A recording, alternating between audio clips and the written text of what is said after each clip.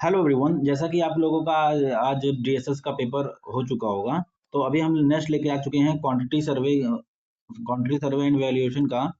तो ये एक शॉर्ट नोट्स है, मैं पूरा पढ़ाने वाला नहीं हूँ। इसमें जो मैं आपको चैप्टर वाइज हर यूनिट का जो है एक ओवरव्यू देने वाला हूँ, एक शॉर्ट नोट्स का।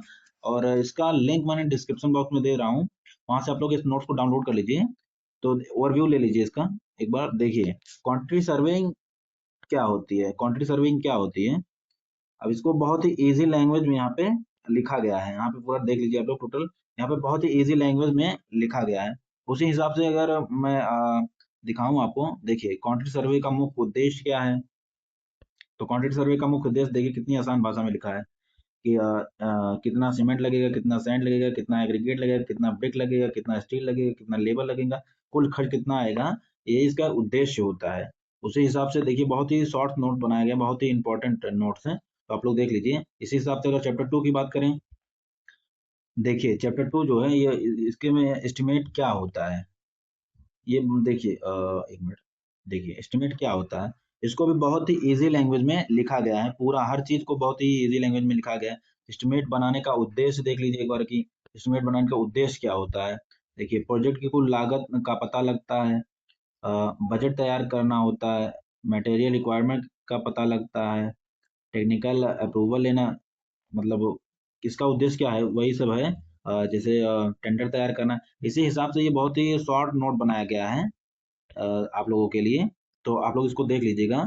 और इसमें सबसे अच्छी बात है कि इसमें एक मैंने एक मतलब सेक्शन ऐड किया हुआ है, जहाँ पे जो है इम्पोर्टेंट क्वेश्चंस और बहुत ही शॉर्ट रिवीजन नोट्स भी है इसमें। इसके अंदर भी मतलब शॉर्ट नोट्स के अंदर भी एक शॉर्ट नोट है, अभी मैं दिखाता हूँ आपको।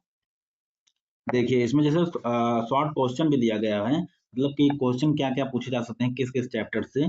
जैसे देखिए कि डिटेल्ड एस्टिमेट क्या होता है, एब्स्ट्रैक्ट एस्टिमेट क्या होता है। उस हिसाब से जैसे यहाँ पे भी देखिए डिटेल एस्टिमेट बनाने की प्रक्रिया पूरी, बिल्डिंग एस्टिमेट बनाने की, एब्स्ट्रैक्ट एस्टिमेट, मतलब पूरा जो है दिया गया। और उसमें हर चैप्टर का रिवीजन करने के लिए जैसे वन लाइन रिवीजन, आप देखिए ये जो वन लाइन रिवीजन है, इसमें भी आपको देखिए हर चीज दिया गया। डिटेल एस्टिमेट क्या होता है आप वन लाइन में समझ सकते हैं कि कंप्लीट आइटम वाइज जो एस्टिमेट होता है वो डिटेल एस्टिमेट होता है। अब्स्ट्रैक्ट एस्टिमेट क्या होता है, तो जो कॉस्ट की टोटल कॉस्ट की जो समरी होती है वो अब्स्ट्रैक्ट एस्टिमेट होती है। या अर्थ वर्क का जो क्वांटिटी किसमें निकाला जाता है, प्लास्टर का और क्वांटिटी निकाला कैसे जाता है, ये सब।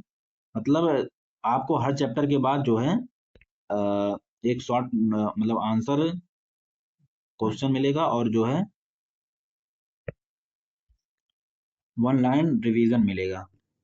फिर इसी प्रकार से जो है पूरा बनाया गया है। मैं आपको ऐसे तो नहीं दिखा सकता, 93 पेज का है टोटल, लेकिन बहुत ही इजी लैंग्वेज में लिखा गया। जैसे देखिए ये एनालिसिस ऑफ रेट, अब इसमें देख लीजिए आप कितने मतलब आसान भाषा में लिखा हुआ है कि रेट एनालिसिस क्या होता है।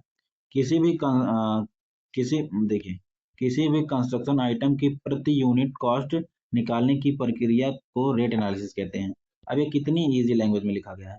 उसी हिसाब से देखिए इसका उद्देश्य क्या होता है, तो यूनिट रेट निकालना होता है, टेंडर प्रेजेंटेशन करना होता है, कॉन्ट्रैक्टर पेमेंट करना होता है, मटेरियल रिक्वायर्ड कितना हो, लेबर की क्वांटिटी या कॉस्ट कंट्रोल होता है। मतलब पूरा बहुत ही इजी लैंग्वेज में इसका मतलब बनाया गया है, तो आप लोग देख लीजिएगा। ये पूरा इसमें लास्ट चैप्टर तक का है, आपको मैं दिखा दूं एक बार। देखिए ये वैल्यूएशन चैप्टर का है। अब देखिए वैल्यूएशन चैप्टर में जैसे देखिए वैल्यूएशन का वन लाइन रिवीजन देखिए। वैल्यूएशन क्या होता है, प्रेजेंट प्रॉपर्टी वैल्यू क्या है, उसको जो ये इसको जो वैल्यूएशन कहते हैं। डिप्रिसिएशन क्या होता है, वैल्यू डिक्रीज विद टाइम, यानी समय के साथ किसी भी वस्तु की जो वैल्यू घट जाती है उसी को ये डिप्रिसिएशन कहते हैं। अब स्लैज वैल्यू क्या होता है, रियूजेबल मटेरियल वैल्यू, यानी जैसे कोई मटेरियल एक बार यूज हो गया उसके बाद भी मतलब उसको फेंका नहीं जाता, उसका दोबारा यूज कर लिया जाता है, वही आता है।